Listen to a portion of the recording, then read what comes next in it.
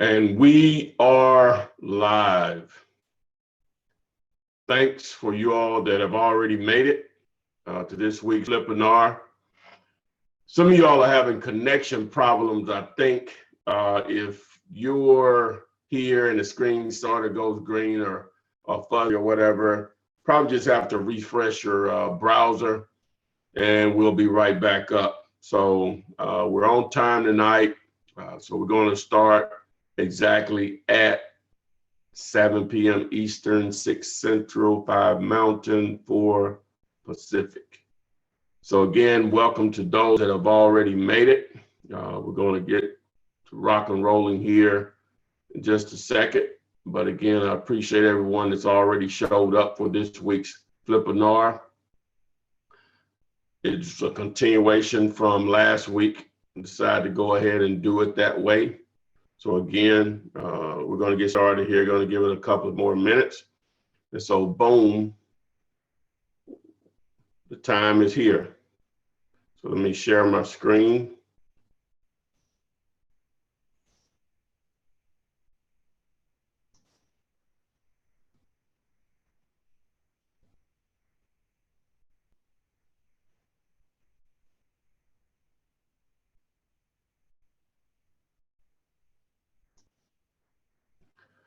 So welcome to this week's Flippinar.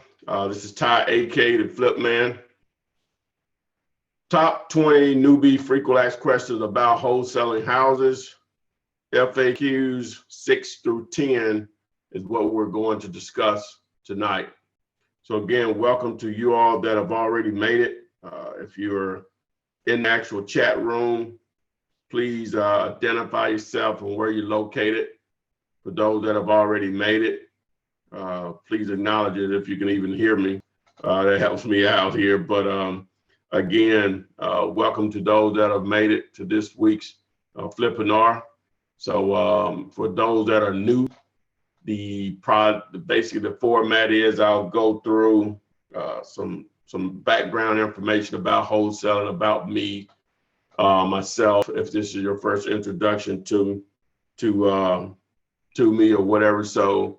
And then those of you that are regular, so you know, just bear with it. So I have to do that, if I'm going to do a Flippinar, because this may be the first introduction to who I am and, the stuff that I talk about and what I try to offer to help others proceed along in the process of actually doing deals. So again, yeah, I see everyone can hear me. So appreciate everyone that's already showed up for this week's Flippinar. So we'll get right into it.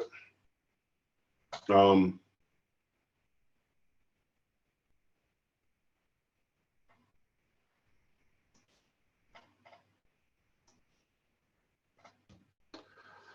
if you're not aware of my podcast, if you have an Apple product, a smartphone, iPhone, or tablet, then you can download my podcast. As I said, I'm uploading new videos frequently.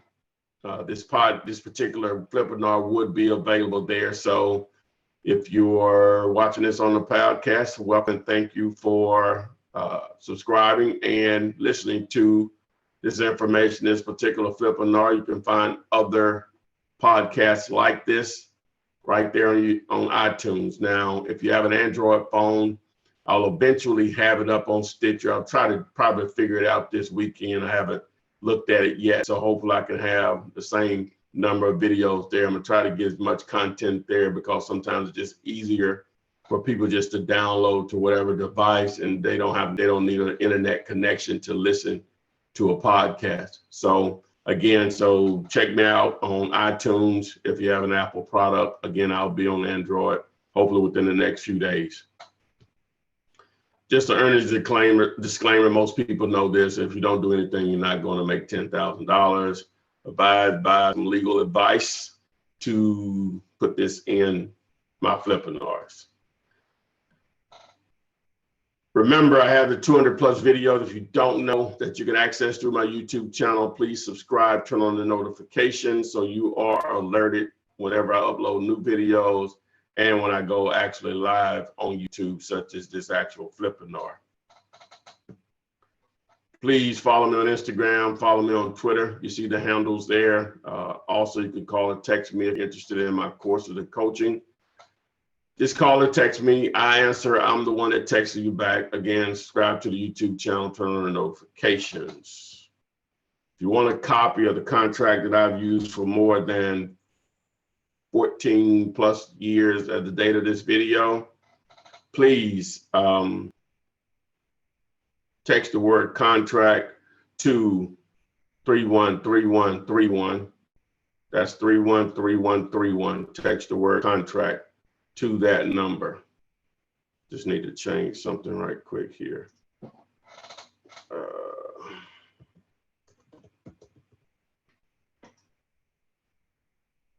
Okay, all right.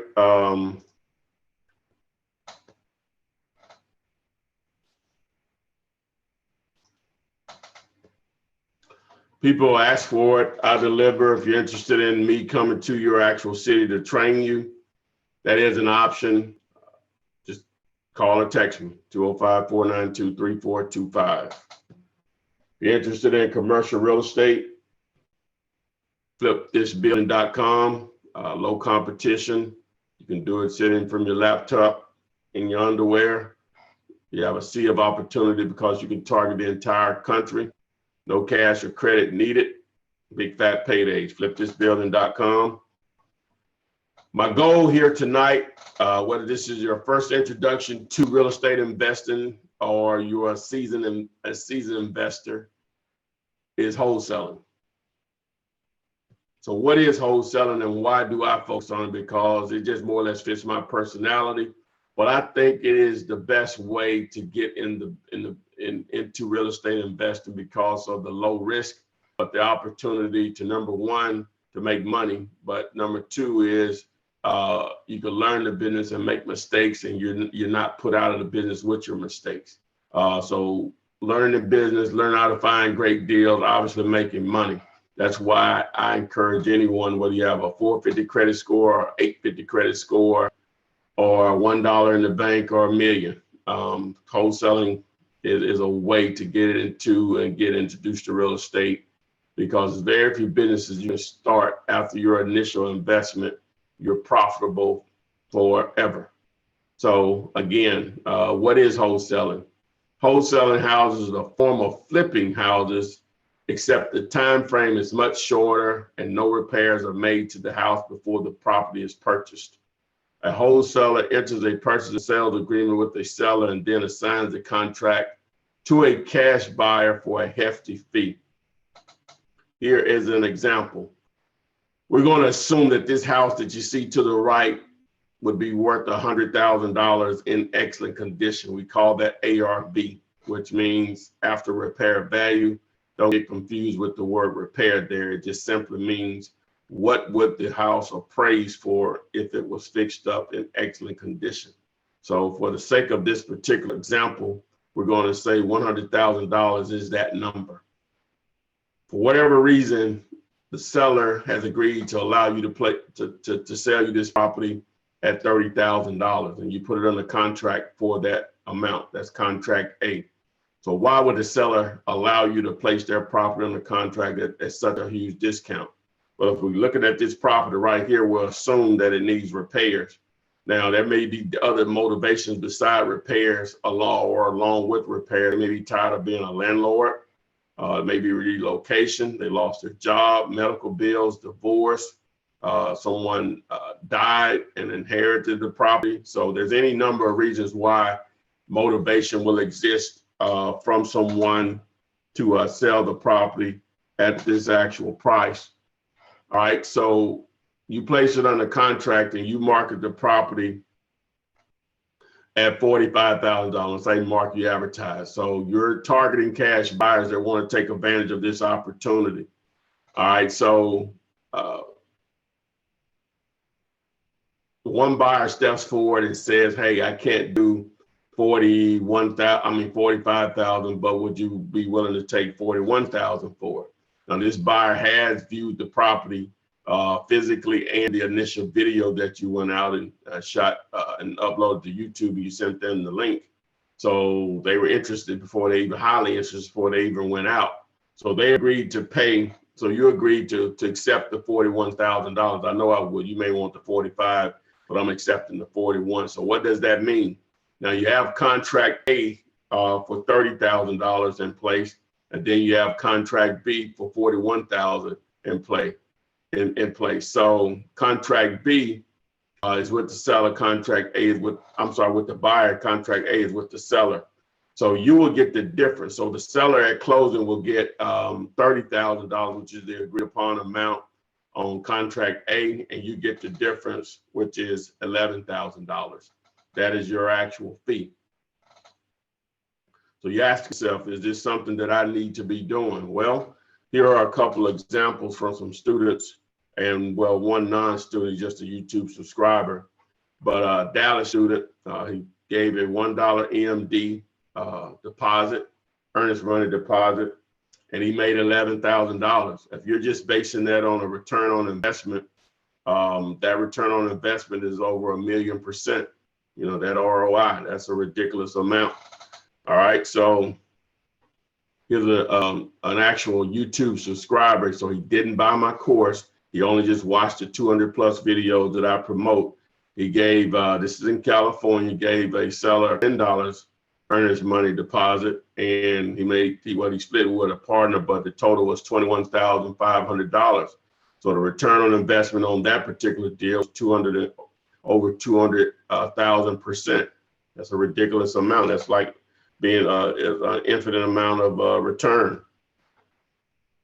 Baltimore student gave a $1 earnest money deposit, and he split $32,000 if you do the ROI on that. So that's 3 million, over 3 million%. Now, all of these videos, as you see there, you can see the images here. These are actually interviews that you can listen to at your leisure on my channel, you know, with all three of these individuals.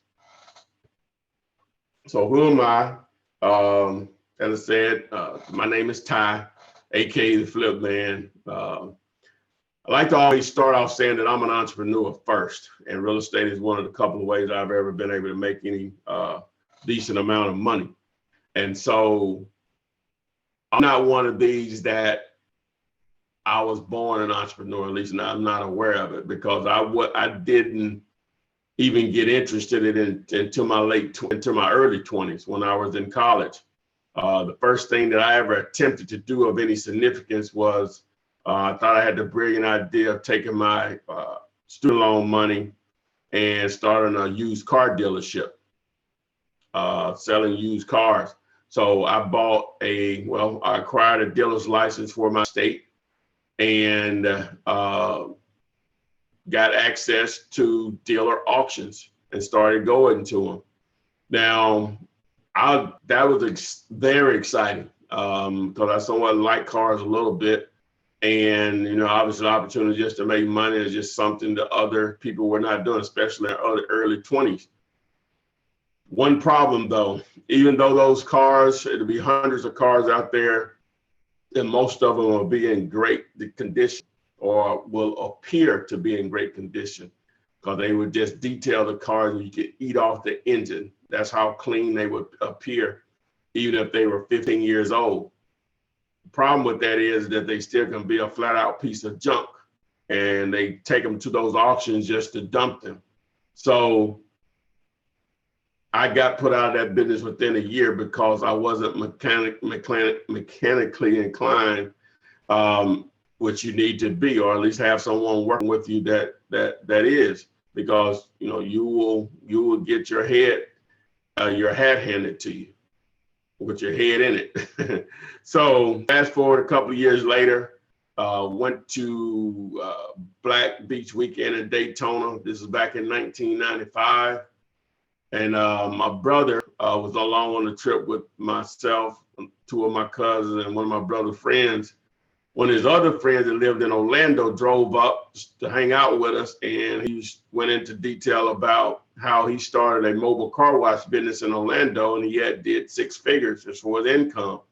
So, you know, my entrepreneur spirit and my bells went off. So I couldn't wait till we got back to Birmingham. So I invested in the equipment. I bought a van, a baby blue van, passenger van. The seats had already been taken out for $900. Bought a pressure washer and a 100-gallon water tank and strapped it down in that van, along with a promotional sign whenever we were on site. So I was in business, boom. Started going to barbershops, beauty salons, places of employment with people that I knew, and we would get that spring and summer. When the fall hit and the weather changed, I was out of that business. Cold water and cold temperatures just doesn't mix with this black fella here. So I was out of that business. So fumbled around with multi-level marketing, network marketing for a few years after that. And then fast forward to 2002, a friend of mine who he is now, I think the last thing I was in as for multi-level market was Legal Shield, which was called prepaid legal back then. But a friend of mine and his now wife are going to school to become real estate agents. And the guy that normally taught the class wasn't there. So the substitute, he didn't talk about being an agent. He talked about investing in real estate. And so, but he talked about creative ways of investing in real estate with no money down. So that struck my interest, but I didn't act on it at that time. So that was October of 2002. So fast forward a couple of months later, I was at my mom's house for Christmas. Matter of fact, December 27th, a couple of days after Christmas, obviously, and just up early, she was preparing breakfast. And I saw watching TV, and I stumbled across one of Carlton Sheets' no money down infomercials, and talking about investing in real estate, no money down. Now, infomercials didn't tell you anything, just teasers, promotionals. You know, I made this much money, I made this much money, I made this much money. That's not telling you anything. It doesn't tell you how you make money, but obviously that's how he wants you to order. Of course, I understood that. So I caught it about halfway through that show. So I went up to dial because they were on just all morning on multiple channels. And so I found one of them starting from beginning to end, and I watched it. Even though I had seen it over the years, I watched it from beginning to end. And I thought to myself at that time, I could remember it just like it was 30 minutes ago. I thought to myself, he can't be lying about all of this. And so I waited till I got back to Birmingham because my mom didn't have internet at that time to do some due diligence on it. And I went to this message board that I used to frequent and asked this entrepreneur message board and asked the question, does Carlton Sheets program really work? And one person replied, yes, it does, but Ron LeGrand's course is better. So I did a search for Ron LeGrand, and I found his course. I found his website, and I saw that his course, a package of courses he was selling was for $1,500. So at that time, you know, it just wasn't justified. I ain't had the money anyway. Even if I could justify, I didn't have the money. And so what they had on the site was a condensed version of it for, I guess, a teaser version of it for $69.99 with shipping $80. So I ordered that and got that. It was in cassette tape form, so you know how long ago that's been. And I listened to it, and I was just blown away. So I was convinced this is something that I needed to do, and this is something that I could do. So I made up my mind if I had to get a second job, I would save the money to buy the full course. A couple of days later, I thought about eBay. I did a search for his name, and boom, there were a couple of auctions on that exact package of courses that were running on eBay. So I bid it, lost the auction, and the guy that was running the auction contacted me by email. You could do that back then with eBay.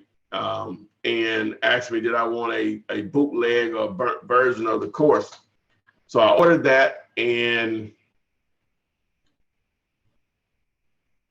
well, let me back up. We agreed upon $400 on the amount. Still was a struggle for me to pay that, but you know, I made a sacrifice. And so ordered that, and man, I went from not knowing anything to just tons of information about wholesaling, a full course on that, lease options, on retailing, which is buy, fix, and flip. Subject to, I think he had another module in there called for sale by owner or owner finance or something to that degree. So I went through all of them, and what attracted me the most was wholesaling. Also that I could use bandit signs so that I didn't have to go knocking on people's doors or whatever. I'm not saying that don't do that, but just nothing I know I could do. And then lease options.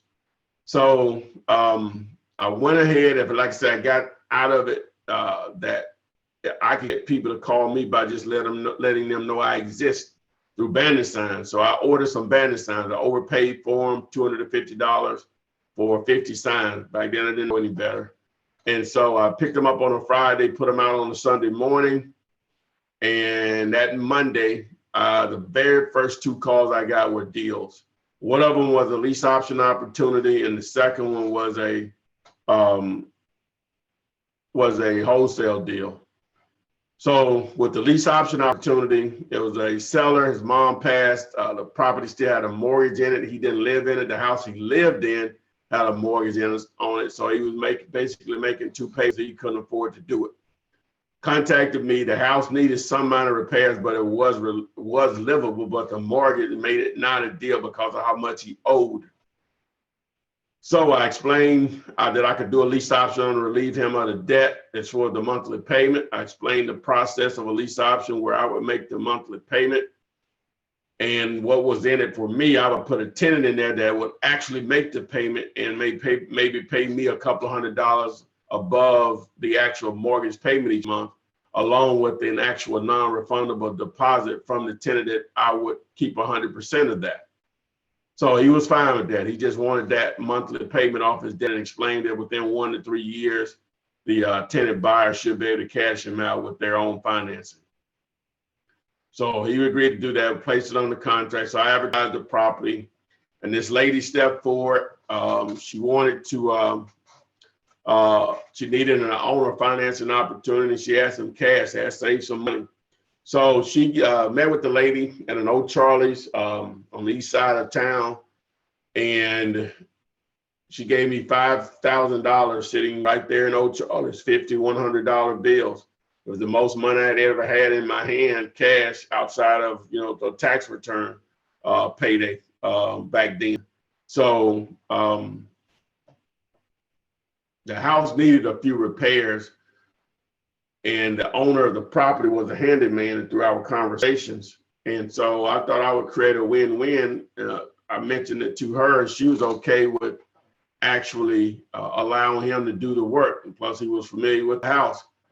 Also, the owner of the property wanted to refi his property, the house, to refinance the mortgage he had on the house that he actually lived in, to reduce his payment. And a friend of mine, I still had a job back then, he did mortgages on the side. So to create another win-win for my friend and the owner, I suggested that they work together on getting that refi done on this property.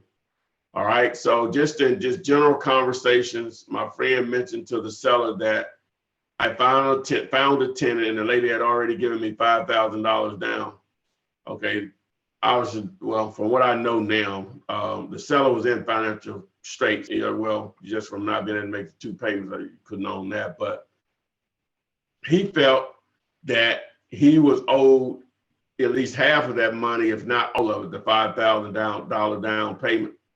So when he was supposed to have met the lady at the house to discuss the repairs, he came over there in a rage and told her to get off his property. Tyrone did not own it. He was going to call the police. So quite naturally, the lady felt that she had been scammed. She called me and was crying. And I assured her, I asked her where was she located, I would bring her up money. So I did that, even though I spent $700 of the money and I had to make it up. I'm not even sure how I made it up, I don't remember. But I took her money back. I called the seller. He and I got into a heated argument. Through my friend that was trying to do the refi for him, found out that he was a minister, a preacher. And so I insulted him on that level about whoever's following him should beware, something to that nature. His last words to me, if he ever saw me again, it won't be pretty, or something to that effect. So boom, that deal blew up in my face because I had to give the money back. It was a bad experience. A lot of people, they would have been like, boom, this doesn't work. I don't want the headache. So go ahead to the second deal, which was the wholesale opportunity. It was 2 sisters. Their mom passed. And like a lot of people, we're not going to sell mom's house. We have too many memories here. We'll rent it out to family members and, pick up the income on it. Okay, they tried that for a few years, and after relatives not paying them and tearing up the house and then repairing it a time or two, they were motivated to sell. They were tired landlords, which is going to be the number one reason people call you about selling a property, is going to be tired landlords from my experience. So I went and we agreed on a price of $20,000, and I went to one of the sisters' houses in my 1985 Toyota Celica convertible. It was in 2003 now, so it was an 18-year-old car.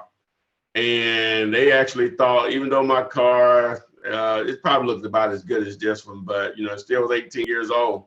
They didn't care. They thought I actually had the 20 grand with me. So I explained to them it doesn't work like that. It's a process. So we put it on the contract, and then I started to advertise the property. I advertised it in the newspaper, which is not an effective way of marketing now, but back then it was. So this realtor called me, said he had a client that buys in that area. And we agreed upon $25,000. I explained to her that I'm a wholesaler, which you should never do because it's not important. They will know at some point, but not initially in the negotiation. So the realtor strong-armed me basically and said, hey, he needed half of that $5K that I was going to make, which was the difference between $20,000 and $25,000.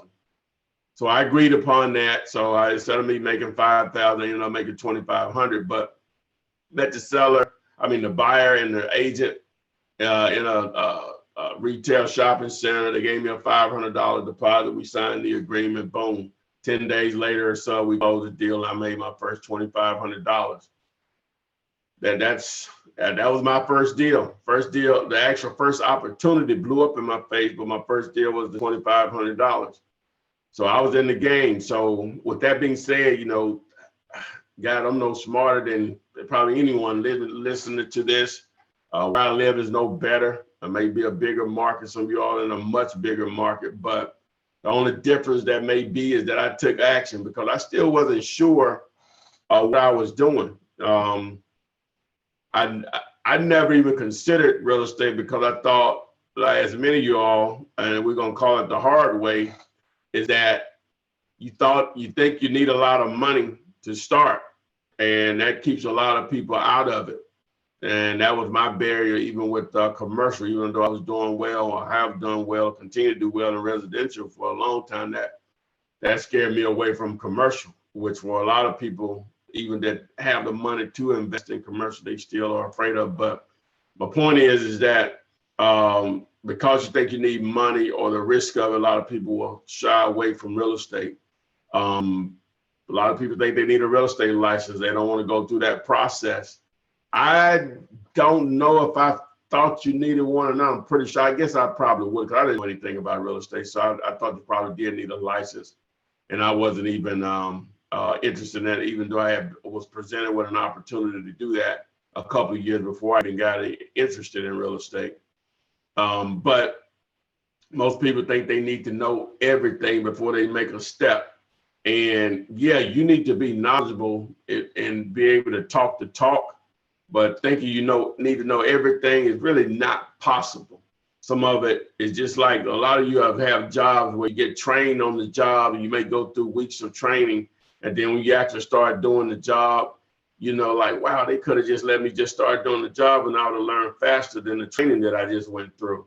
This is pretty much the same way or whatever, because you got to do it, because things are going to come up that I could never put in a training because, this situation is going to be different. But from the experience that you gain, or like the experience that I have, I just know what to do. I can't explain it. You'll just know what to do.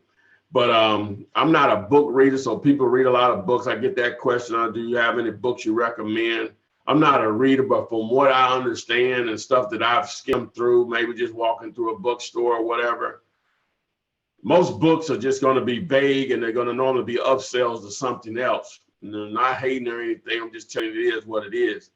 Most people don't like what they do as for a job. I didn't hate my job. I just know it wouldn't provide what I wanted out of life financially. because I was very appreciative of the job that I had, and I treated it that way, for the most part. I wasn't a perfect employee by no means, but I appreciated the job.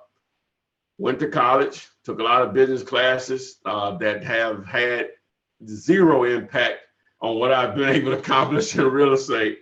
But I'm not saying no one needs to not to go to college, but I just know it hasn't benefited me as far as finances. Now, it may have helped me get a job or two when I was working, just because I could put that on an actual resume or an application or whatever.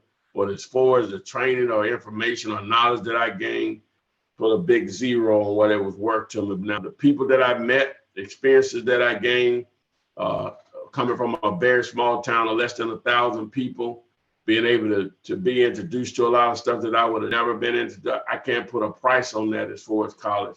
But as far as what I learned there, as far as the academics, a big zero on that, zero, maybe even negative. Going to seminars, most people probably watching this have already gone to seminars before. Even after I was doing deals, I still was going to some seminars, but I was just looking for like maybe something that they were doing that I wasn't doing marketing wise.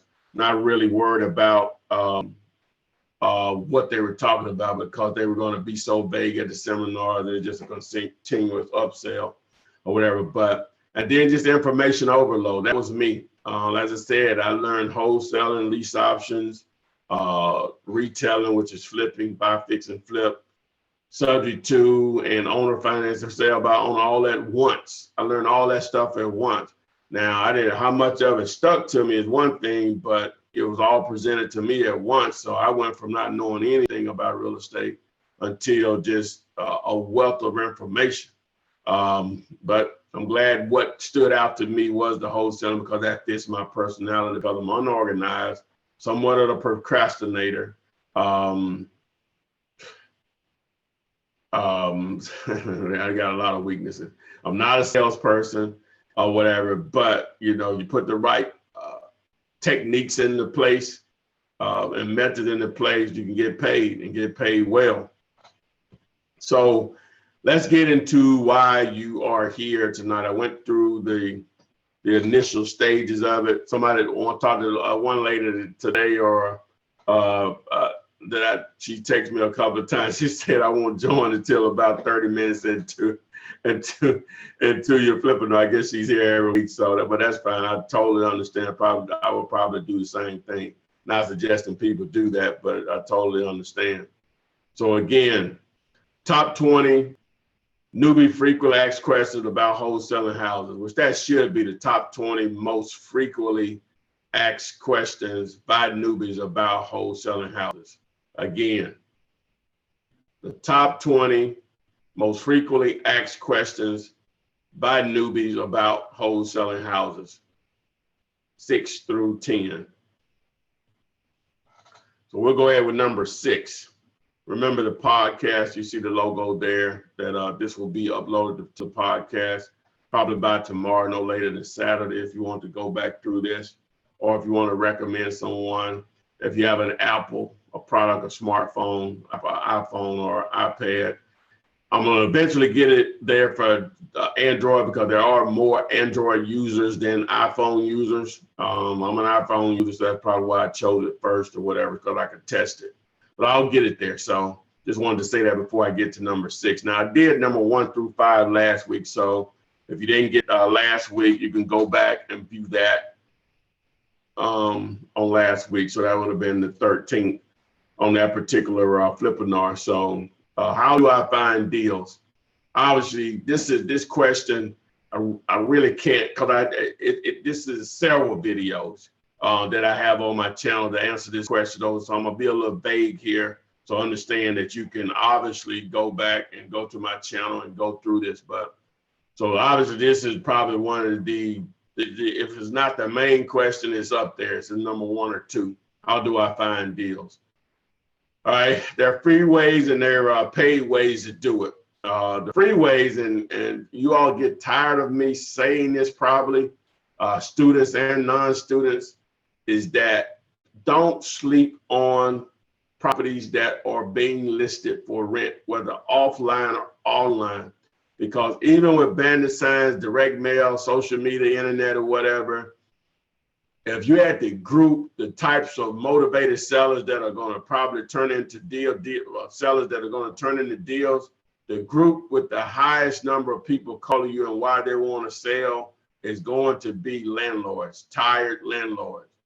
Either they got in over their head, they're simply just tired of dealing with tenants, not paying them, having to evict, having to go back and repair the property, then finding a new tenant, screening that tenant, and then placing them in there, just going through that. Obviously, people do it because there's money to be made if you have the patience and the management skills to deal with it.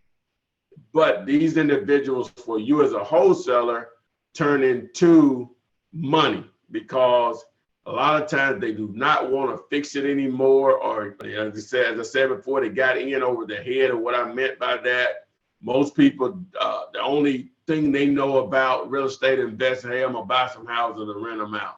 That is not as easy as it sounds. Just like some people want to open a restaurant, oh, I'm a good cook, I'm just gonna rent a building and start selling wings or soul food or whatever. You know, there's a method to the science. Method to the madness, I mean. Same thing with being a landlord and a tenant now. You can get lucky and find some good tenants, and they just pay you every month, pay you for years. But for everybody, it doesn't work that way. And then you can always find the tired landlord that's tired in the sense that he's tired of making money and he's just ready to retire. Tired landlords, so vacant properties. Now, with vacant properties, there are going to be a couple of things there. Now, sometimes vacant properties, depending on the market that you're in, and what I'm discussing right now are free methods. Vacant properties, those are just going to be properties that are obviously vacant in most cases, where the grass has grown up, or a combination of the grass has grown up and the front door is open and the windows busted out, obviously, or it's boarded up. So a lot of times they just stick out like a sore thumb. Now, with vacant properties, you want to only probably deal with on a block. There's one of two, maybe three houses that are vacant, but everything else is lively. Even though it may be quote unquote a war zone or a hood area, however you want to title it, whatever misconception or perception people have about those type of areas, you still want it to be in an area where the neighbors tend to care about their street or their block, because you have to think in the terms of an actual investor.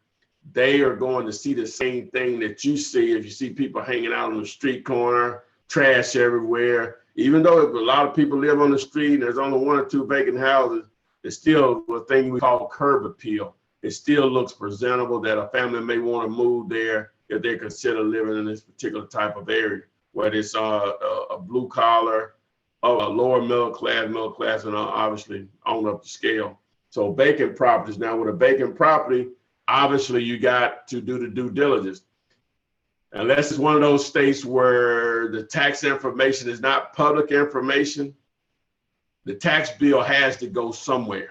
And so I think they call it a non-disclosure state, but the tax bill has to go somewhere. So if the mailing address of the owner of the property is different from the actual the property that you're targeting, then that's going to probably be an opportunity to send out a piece of mail. I hope you find someone that's motivated.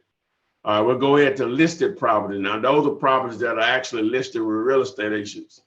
Now, as I said, with all of these methods, I have videos that go into detail, but just briefly, with a listed property with a realtor, there's a different process dealing with a realtor. First, you have to understand that the realtor has got to feed his family first. You can't get mad at them on that. Now, they'll say, I'm professional, I'm going to look out for my client, blah, blah, blah. Okay, maybe so. You're still going to be worried about feeding your family first. All right, so with that being said, you have to understand you got to play the game they play. And you would be no different. The more they sell it for, the more money they make.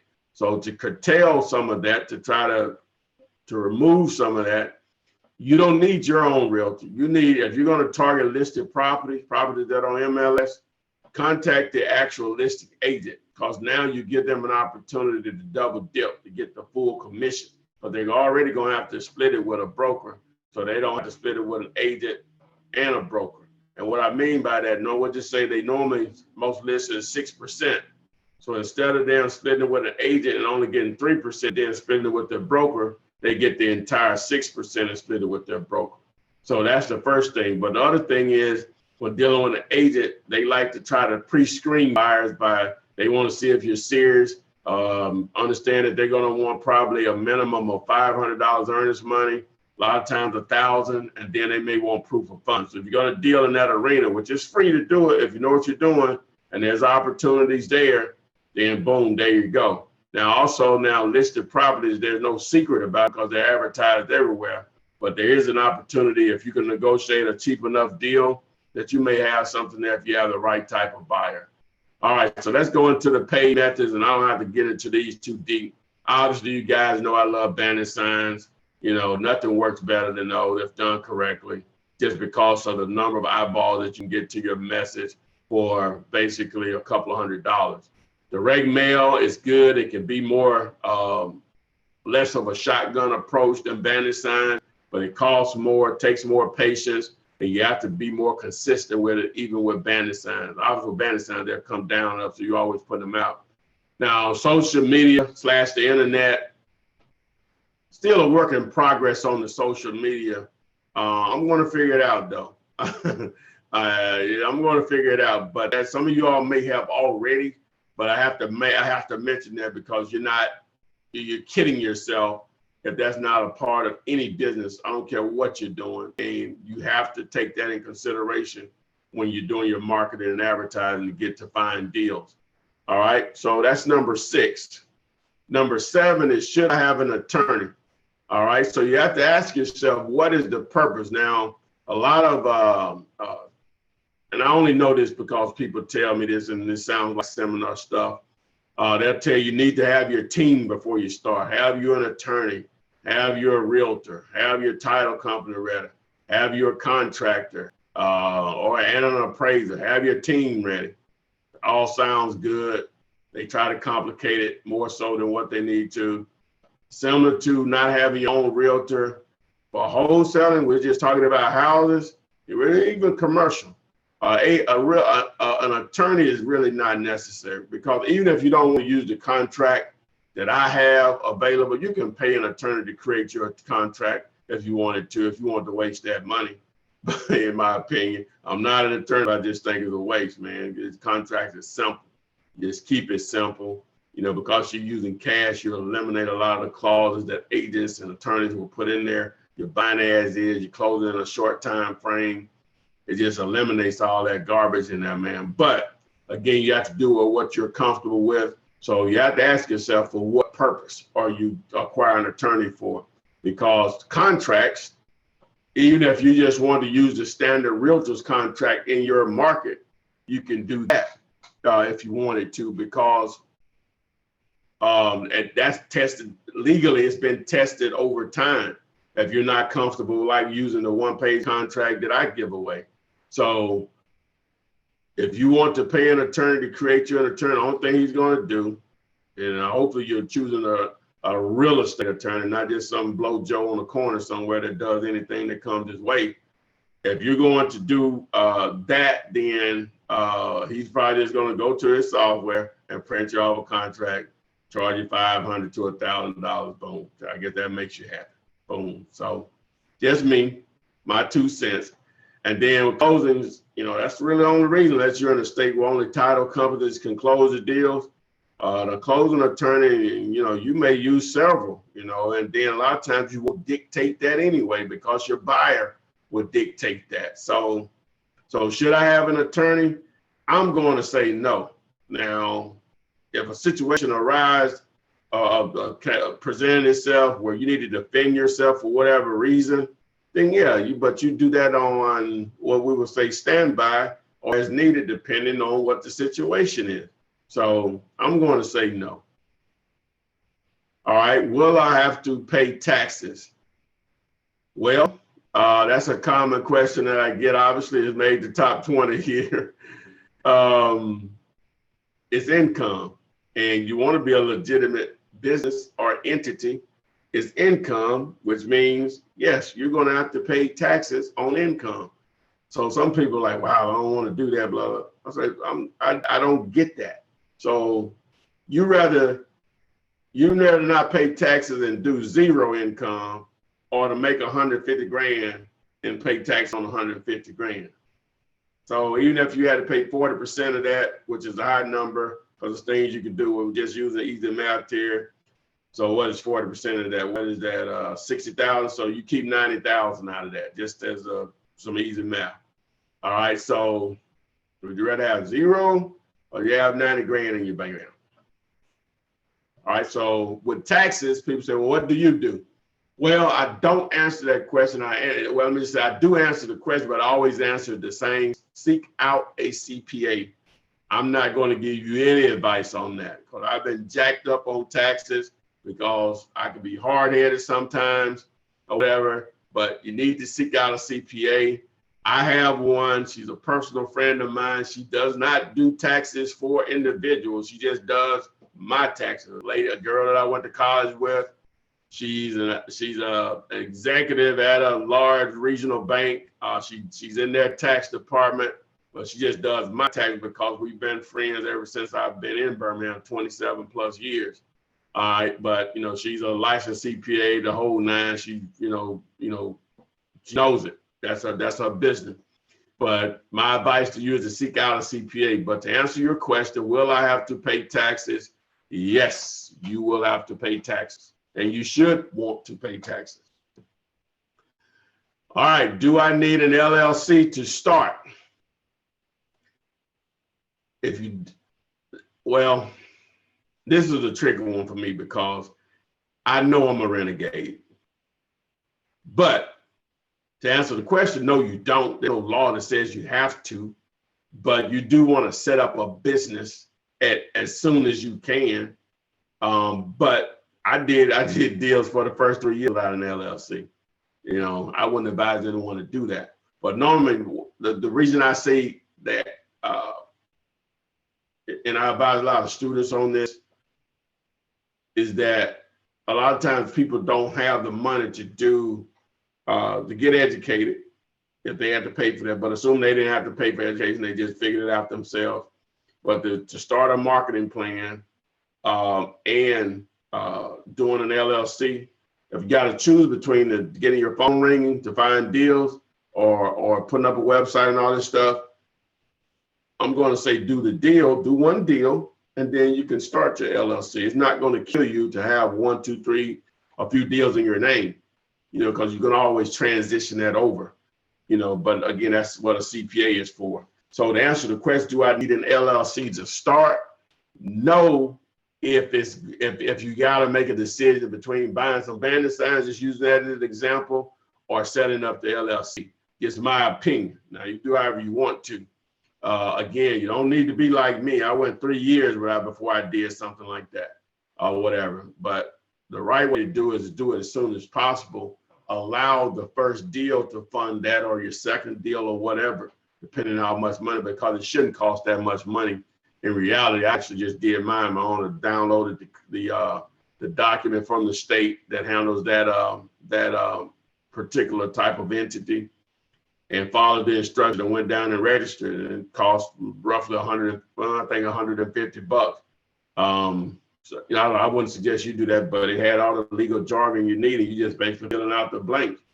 That's the way it is here. Maybe a little different in your state. So, but you have attorneys out there, and they go right to their software, print you out something, basically you're gonna fill out the same stuff, and they're just gonna put in the blanks. Bam, here's your bill for $1,000 or $500 or whatever.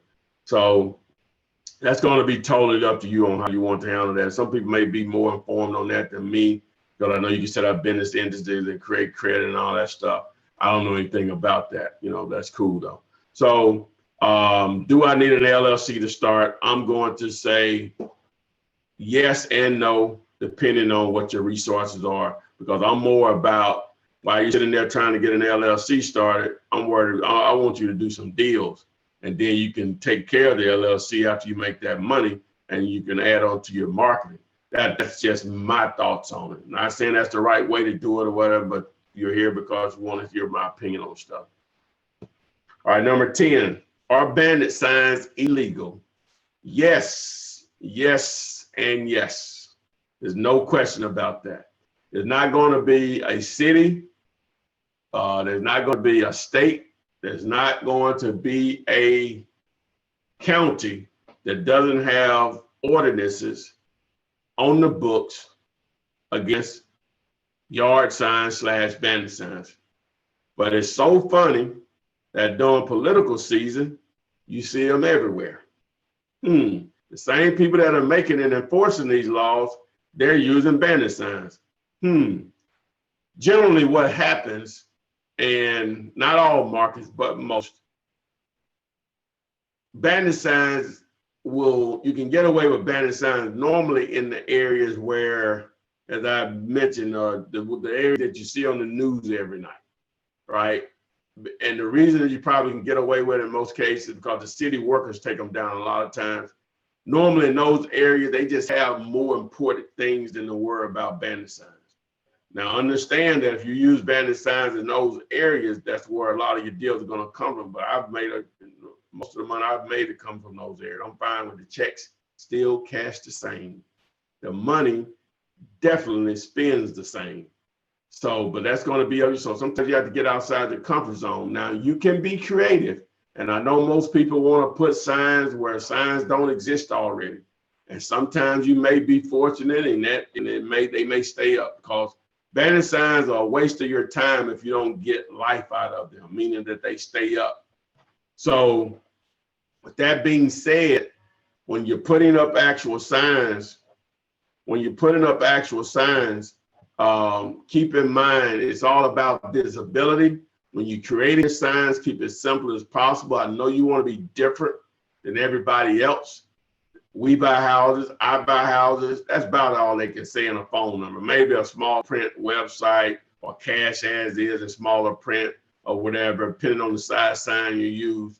But you can't say much because people are reading from a distance. They're not looking for your message. So the larger your letters are, especially the main message, the more the chances of your message being read increases greatly. All right. Copycat, piggybacking. That's basically what I was saying, is that normally you're going to put signs where other signs exist already. I know you say, well, I've seen 4 different phone numbers on a pole with signs. You should be number 5. McDonald's sell hamburgers, Wendy's sell hamburgers, Burger King sell hamburgers, Hardee's.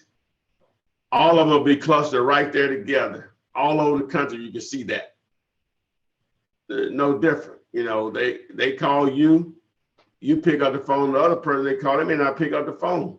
So there's enough money out there for everybody. But to answer the question, are bandit signs illegal? Yes, they are illegal. But I'm not telling you to do them. I'm not telling you what the consequences may be. I've been doing them. I've used them. I have made a lot of money with them. I know other people have done the same thing. So you're going to have to make that judgment call on your own. But in most cases, in the areas where you already see signs in your market, you're going to be able to get away with them also. Now, you can be creative and try some everywhere they don't exist already. See how it comes back.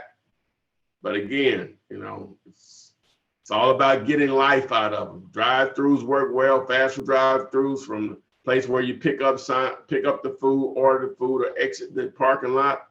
It's all about visibility. All drive-thrus are not equal, so some will fit, some won't.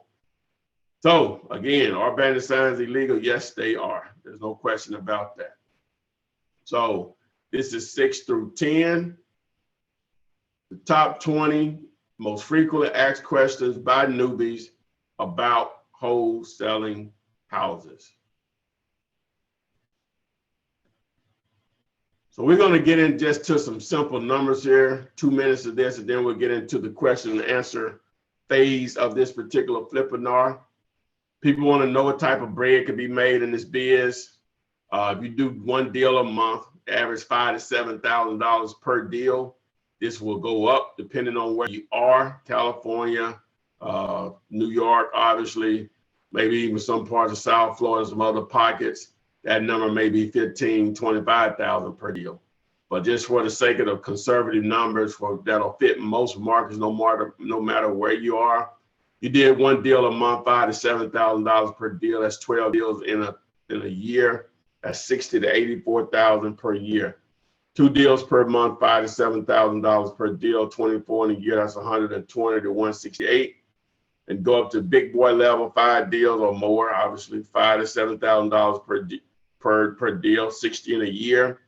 That's $300,000 to $420,000 per year. All of these figures will change most people's financial situation and change it drastically. But obviously, 5 deals a month average will, take you into another world that can springboard you into other aspects of real estate, residential and commercial.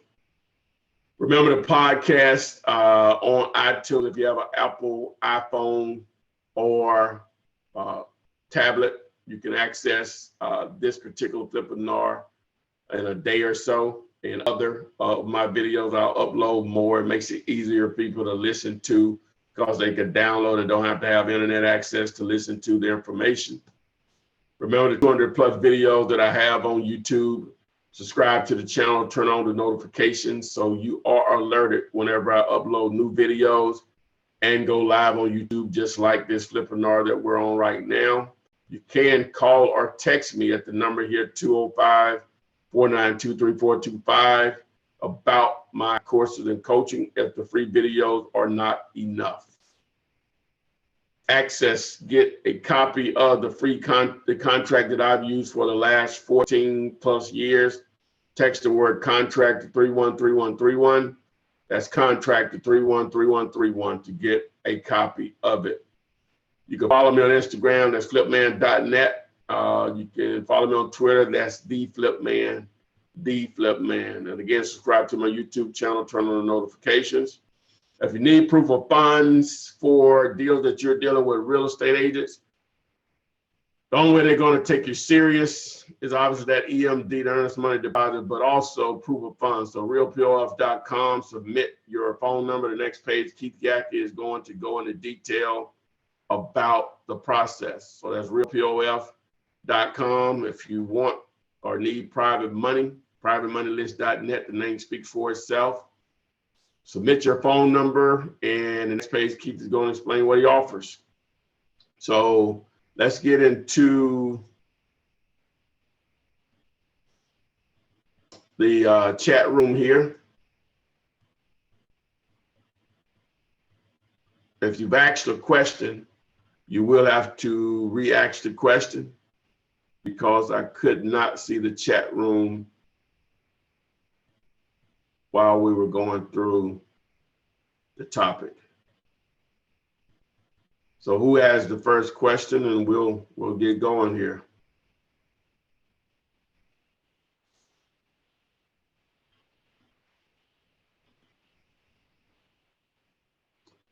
I see John has a question here. John DeWez. What is the best way to estimate how much damage to a house without getting an inspector to tell you how much it costs to fix it up? There are some simple methods of determining repairs, which I have a couple of videos on that, John. But basically, you'll break things down 5,000, 10,000, 15,000, 20,000, 25,000, so $5,000 increments. The video that I have on there, just look for it, this estimating repairs, wholesaling houses, and you should see that particular video because it goes into detail on how to do that. But you don't want to hire anyone to come out. That could get expensive every time that you want to estimate repairs on a property. There's no one number. It's just a ball. You just need a ballpark, especially in a wholesale position. You just need a ballpark number to know if you actually have a deal or not. So you don't need an actual inspector to do that.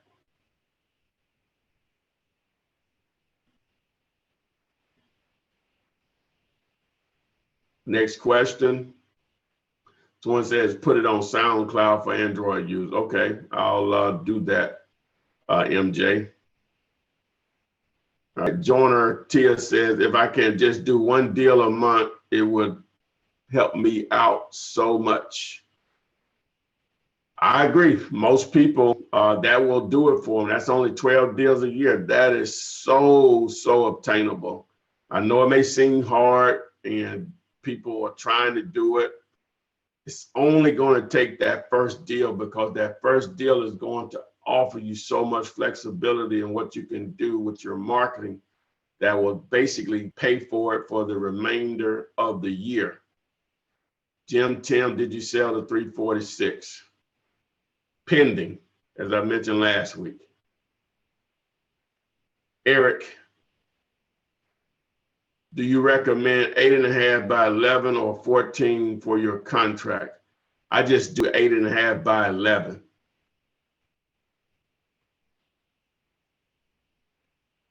Joiner, will all deals have to have equity in the property? Yes, Joiner Tia. They always need equity. That's the only reason, and a lot of equity. That's the only reason that a cash buyer is going to be interested in the property, because it gives them an opportunity to make money. They're looking for a return on their investment, and the risk from the risk that they've taken, putting their money up. So it needs a lot of equity. So JG,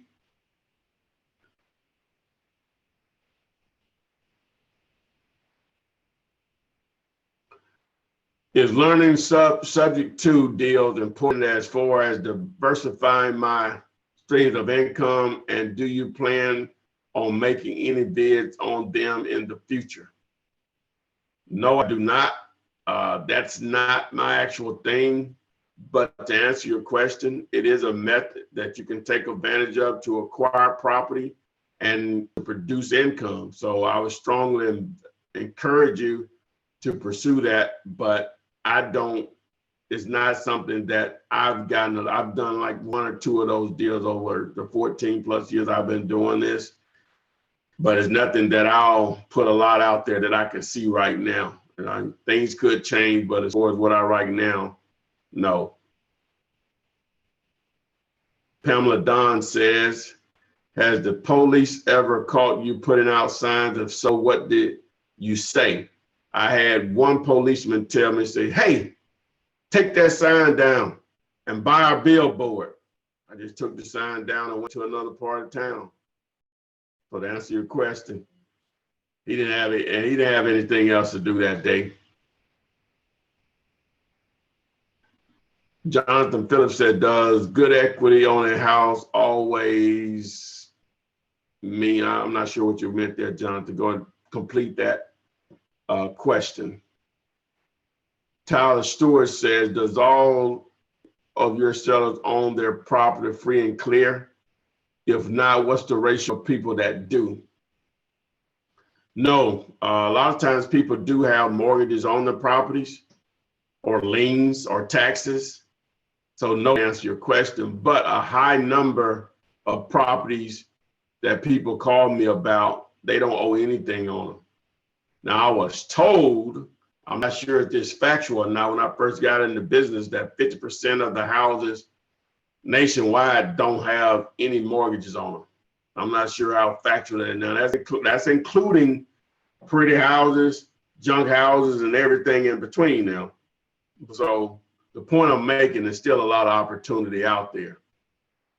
Jonathan Phillips says, does good equity always mean more money for me on a fee on closing day? Yes, sir. The more equity that's there, the more opportunity, more negotiating room that a seller may be willing to give up, because they don't have to take in consideration a mortgage and no taxes or liens. Eclipse Lawn Care says, can you explain what a joint venture consists of? It's basically someone partnering with you, whether it's another wholesaler, it could be a buyer, it could even be a seller, and saying, hey, we're going to put this deal together. You're going to bring whatever you bring to the table. I'm going to bring whatever I bring to the table. We're going to split it at this percent. Sometimes it's 50-50, maybe 70-30, just whatever you agree upon. In most cases, people will put something in writing to outline those terms of the joint venture. Maurice Quinton says, how often do you flip fire damage and foreclosures? Fire damage, I did one back in December. I haven't done a lot of those, but if the opportunity presents itself, you'll have some people that love those because they can tear it down to the bare bones. But foreclosures, rare, very rare. I don't pursue them, so it's very rare. That's a different ball game when you start talking about wholesaling foreclosures. It's not, the process doesn't work the same.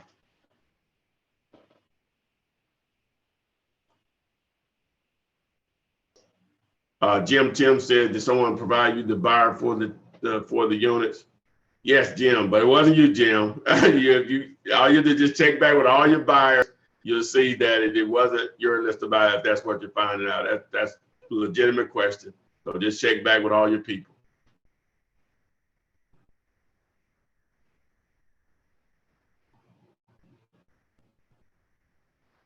Kevin Jeter said, my buyer wants to see the contract I have with the seller. Should I show the buyer my contract? No, that is not necessary. Why does he want to see the contract? That's the question you got to ask him. I'm not going to deal with a guy like that, Kevin. I'm just not. That's he and I agree on the price. And that price works for him, and it works for me. Obviously, that's the only thing that should matter. I'm not going to deal with a cat like that. You need to find another buyer, in my opinion. Mr. Money CO says, wholesaling in the hood a good or a bad thing? I make 90% of my deals in the hood. So take that how you want. So I'm going to say yes.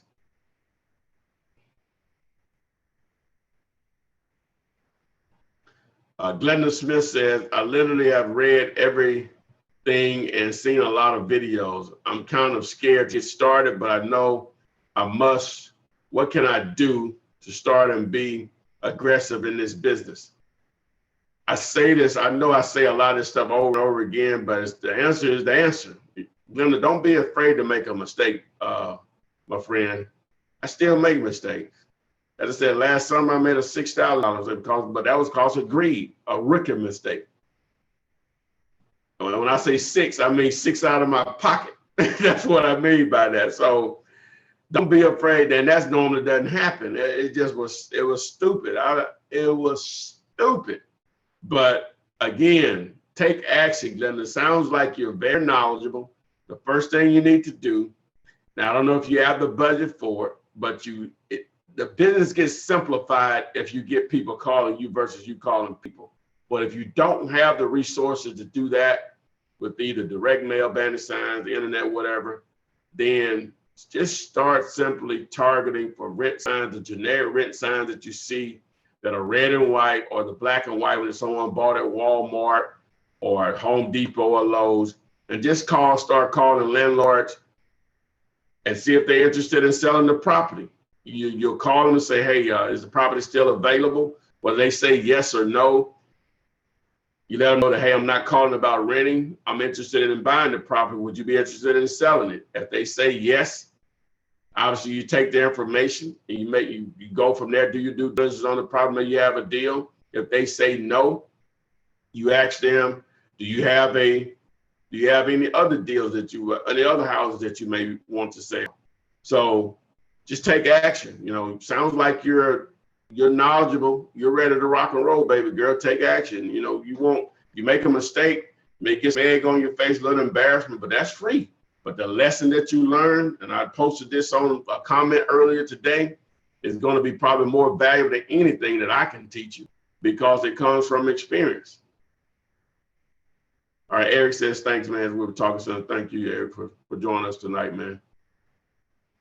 Javier Munez, what do you think about holding? That should be everyone's goal, is to hold on to real estate, because that can set you up for your retirement, because it's passive income, cash flow. Obviously, there's a degree of management that goes involved into it, but most definitely that should be your actual goal, is to buy and hold. That sets you up, because at some point, if you have a loan on the property, whether the situation is paid down, That's just more cash flow for you and allows you to be able to buy more properties. But that should always be your goal.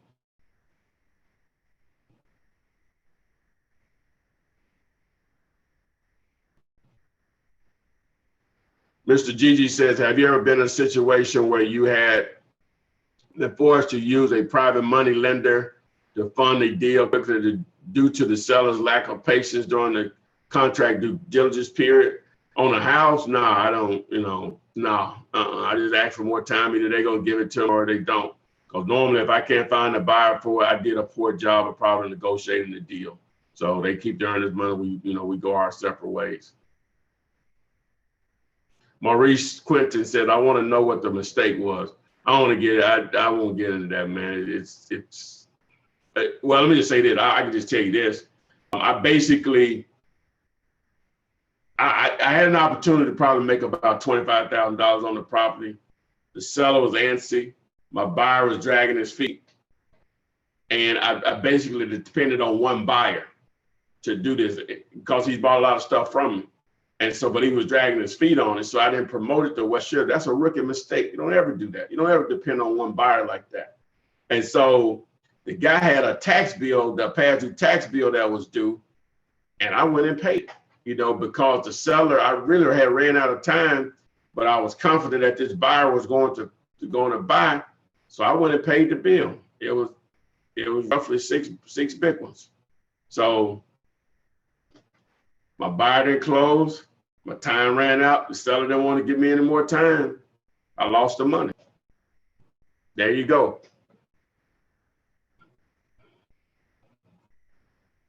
All right, the hen dog says, I have an agent that has sent me a list of 12 properties, all of which are short sales. Ooh, is this worth me trying to move forward and putting time into? What would you do? Well, I'm a bad person to ask on, get their opinion on that as far as short sale, because they're so time consuming. As a matter of fact, I got involved in one. I didn't know I was getting involved in one back, I think the beginning of this year, maybe the end of last year, but it bleeded over into this year. It was an agent. It was a property I targeted through an agent, and it was her actual father's property. And so when I got to the house, the price worked or everything, boom. So, and I had a buyer for it. So we put on the contract, whatever. And she revealed that, as we put on the contract, that this was a short sale. So we basically we were basically making an offer to the bank, not to our father. And so 60 days later, we offered 50, which was the number that was going to work for my buyer and me getting paid. Well, I was going to make $2,000 on it. And they come back at $88,000. The bank did. 60 days went by. So if you're going to do short sales, understand that was a simple process. Normally, it's not that simple the way that happened. But understand that you're going to have to do a lot of them to get one deal that works for you. And you're going to have you have to finagle that and you have to have a buyer ready to go also on that. So now if I had 6 deals like that and one of them worked out, boom, but they're time consuming. You got to have a lot of patience.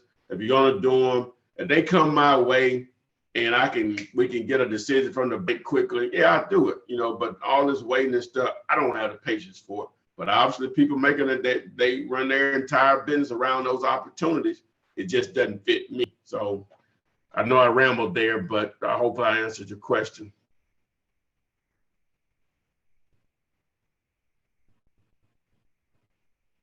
JG says, how do I make a commercial seller take me serious? First thing is, normally you're going to be dealing with a broker, not really a seller, but sometimes you'll deal directly with the seller. You have to have the attitude. I don't care if it's commercial or single family, if you got 100 million in the bank and you don't care if they do it or not. Now you do know with houses, it's not that difficult to know more than the seller that you're probably talking to. But with commercial, it takes a little bit more effort. The main thing, you have to know what you're talking about. That goes a long way in commercial. You have to be able to talk the lingo. That's it. you going, that's the main thing. But again, on top of that, you gotta have the attitude. I don't care if you do it or not. I'm not here to be interviewed. They start asking you how many properties you own. Is this a job interview, or we want to talk about buying and selling this property? I'm not here wasting my time. What do you think you being punked or something? If you have to come off to them like that, so be it. There's plenty of deals out there. Don't feel like you're obligated just to deal with this seller. And you want to be nice there, but when they try to handle you, I get an attitude quick. Because I really don't care. You know what I'm saying? You should have the same attitude because there's just too many opportunities out there. So the main thing is you gotta know what you're talking about. That's with commercial. You gotta at least sound like you know what you're talking about, even though you might have a dime in the bank. So that's my opinion. All right, Cynthia says, what happens when there's a mortgage still on the property? Does the buyer assume the mortgage? Sorry, I missed if you already answered. No, it's fine, Cynthia. If the property has a mortgage on it, how much do they owe? What is the price that you need? And what I mean by that is if the price that you need is $50,000 and they owe $28,000, deal. And if they'll accept, something, below that, deal. Well, or if they accept the $50,000 and they owe 20, so that means they'll leave the closing table with 22, if my math is correct, deal. But if your number is $50,000 and they owe $65,000, no deal. They're not going to come to the closing table with the difference of $15,000. So the mortgage matters, but it doesn't matter as long as that balance is less than the amount that you need to make the number work, and the seller is agreeing with you on the number that you need to make it work. So that's how a mortgage or any liens work. They just need to be less than the amount of the number that works for you, and the seller obviously agreeing to accept your number, your price is what I mean. All right, the hen dog says, by the way, I've never done a deal. I'm super new to the business. Hey, man, we all were new at some point. We're all new at some point. All right, Nicholas Loftus says, the best ways to find someone outside of Entellus or People Search, do you have any suggestions? Well, with Entellus and People Search now, don't ever sleep on possible relatives is how they term it, because you may be able to you may be able to find relatives easier than the actual person that you're looking for. You can reach out to that relative to see if they would contact the person. You give them some incentive and provide your contact information so they can call you about the property. So that's the first thing I'll use even with those services. The other thing you can do is just go out there and ask the nosy neighbors. Do they know the owner of that property? Do they know how to reach them? Again, give them some incentive, $500, $1,000 if you do a deal on the property for just providing that lead. So that's what I would do.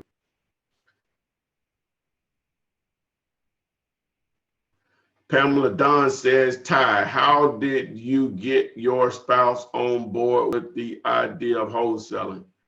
Pamela Don, when I started this, I had a girlfriend, and let me see, well, that's 2003, but little did I know we were on the verge of breaking up within that same year.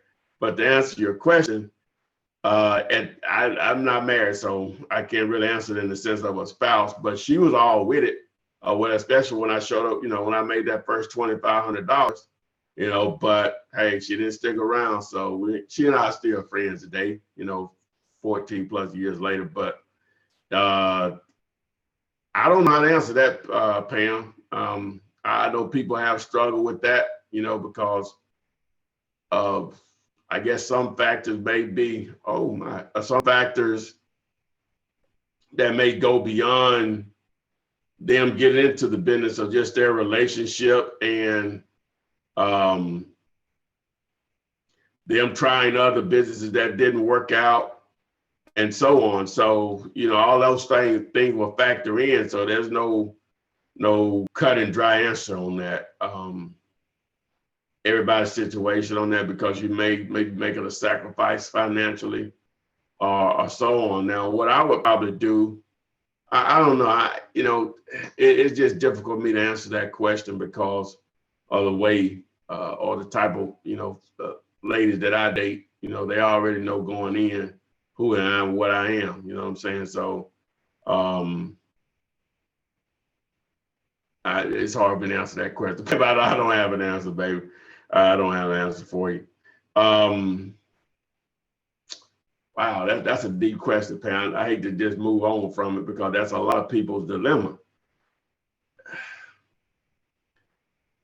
I guess the thing that I would do, because normally it comes down to not really you doing it, but the money you're spending to do it, and maybe taken away from your house. So I know your situation is different. Sometimes it's not the money, they just don't want you to do it. But so if it's the money, let me just base it on the money, because like other stuff, you get in all kind of relationship stuff. But if it's just the money, then produce another way to do something, to pick up a second job, to take care of that part of that business. So that's what I would do. I don't know what argument they can bring to the table at that point, unless it's just time. The other job is time consuming or whatever, it doesn't fit into the schedule. But I don't know. That's a difficult question to answer, Pam. So what we got here? Carissa Harden. After the 200 signs, do you keep buying the banner signs and putting them up even if they're still up? Now, if you still got 200 signs up, Carissa, man, and you're not getting any calls, something ain't right. I would still buy more signs, I would, but something is missing in that equation. The majority of those signs are still up. Woo. Now, you have to factor in how large your market is. I'm assuming it's a decent size C, because it's all about eyeballs and how many people are viewing your message. But that's the name of the game. If they're still staying up, hey, that's normally a beautiful thing. All right, Gerald Dilworth. Ty, is it a good or bad idea to partner with a family member starting out? What I'm going to say is, unless you need them for the financial side of it, as far as producing your marketing costs or whatever, your marketing budget, I'm going to say no. And now, if you got a family member that wants to do it also, then they just need to do it also, not with you all doing stuff together, in my opinion. That's just me, because you don't actually need a partner at all to do this. Being a husband and wife team, that's more or less forced. So I understand that, but actually needing a partner, no, especially a family member. That always, I'm going to always shun against that, because if the business goes negative, a lot of times, that could cause some serious issues within a family or even a friendship. I think I missed a couple questions. Let me see. Okay. All right. I'm sorry. I missed Paris Atkins. What's the normal time frame of putting up signs and getting calls? It's probably not really the normal time frame. It's a threshold that you normally will reach. You're doing an effective job of putting out signs. Probably 50 to 75 signs out normally will start to generate some calls. If you can keep a majority of them, once you get over 150 sign mark, and the majority of those up, at least 100 are still up, then that should start producing a steady stream of calls. So, and you want to stagger those. You don't want to go crazy and put out 100 at one time or 50 at one time. You want to test your mark, because the worst thing you want to happen is put out 50 or 100 signs and they all come down the next day. That is horrible. Been there, done that.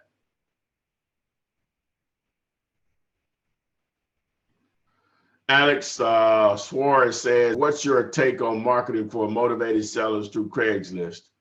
Tough sale, but it's free. So keep posting, but it's tough to find a steady stream of leads there. Larry Taylor, that's what I'm dealing with right now. Assuming he was referring to Faustin. JL Dearworth says, okay, I already answered that one.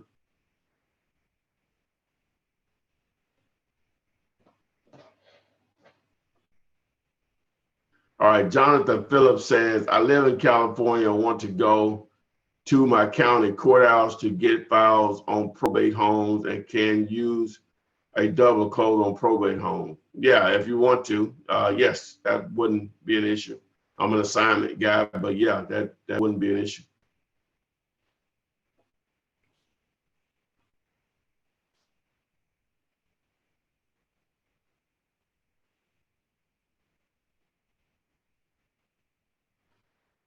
Mr. Gigi said, I have a commercial property. I have a broker representing it. It's a bank foreclosure. Is there a way to get around him when bringing commercial buyers to view and negotiate price to wholesale it?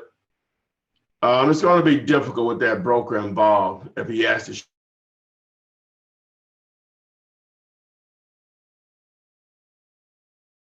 If you have it on a contract. So it's really controlling your buyer and them being okay with you, with your position as far as a wholesaler. So it's possible, but your buyer is going to have to be on board with you.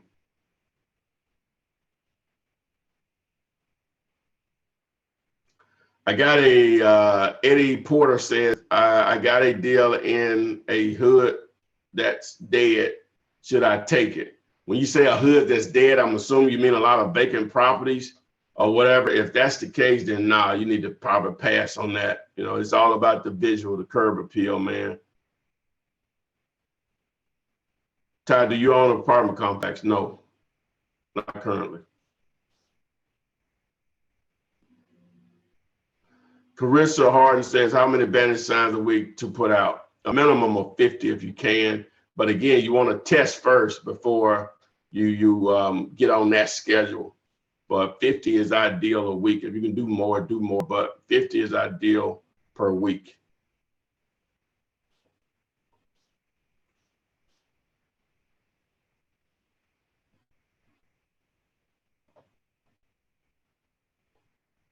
All right, Davin Davis says, I'm a licensed realtor that came across in an absentee owned vacant house, 4 houses down from a property I just sold.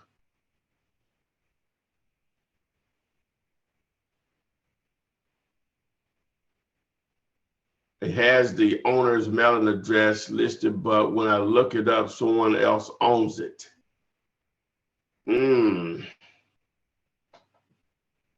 That's going to be something I would probably just check at the courthouse directly with. You can look at their website. You may want to even go down there and ask someone directly, and they may be able to give you a better answer on that, on what's the situation.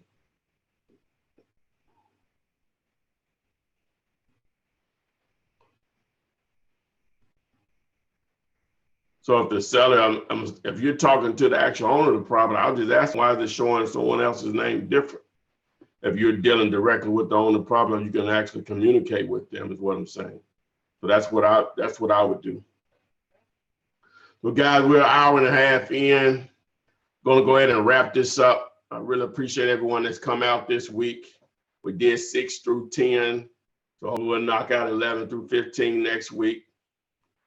I was thinking about, and you guys can comment on this video afterwards once it goes live, probably take about an hour, about just doing just a question and answer period and letting the topic go. So you guys tell me how you feel about that. You know, I can go, 30 minutes to 45 minutes on just Q&A on these Flippinar. We don't have to go through the rest of it. I'm here to please, to satisfy whatever, because if this is more valuable to individuals just to listen to the question and answer period, then hey, we'll rock and roll with that. So you guys can just let me know, not here in the chat more so, but in the comment section if you see this later on, whether you were on this live Flippinar or not. So and we'll roll with it. So again, I appreciate everyone that's come out tonight. If you have more questions from this, if I don't answer them, just post them in the comments later on when the video goes live. And and I'll definitely answer them for you. So appreciate everyone again coming out. Please share this, let others know. We'll see you on the flip side.